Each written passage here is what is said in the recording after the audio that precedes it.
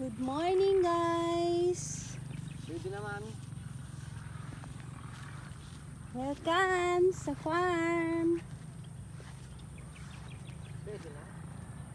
Ayan. Magandang araw.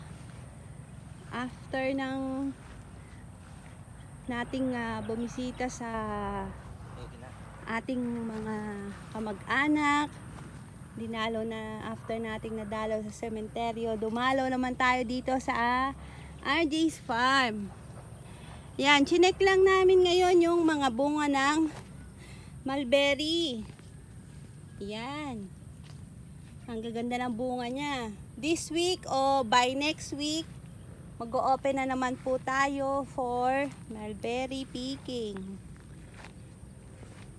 Yan guys, ang dami na namang bunga. Ito pong mga bunga na to, ito po yung pangalawang na-pruning natin. Ito pong row ng 4, 5, and 6.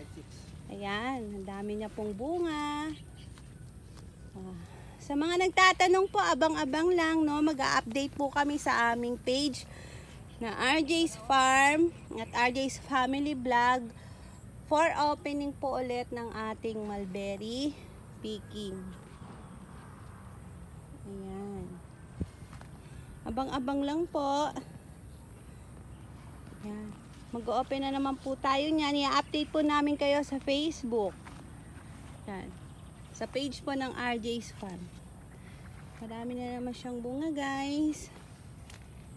Tama-tama po ito dahil holiday na naman po. Marami na naman po tayong araw na walang pasok. Kaya sa mga nagtatanong, abang-abang lang po. At wait nyo po yung aming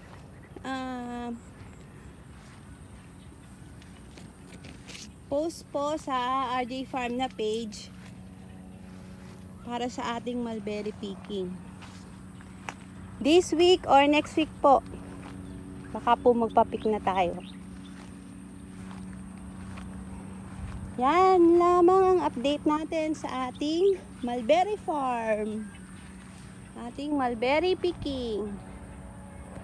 Magandang araw, guys.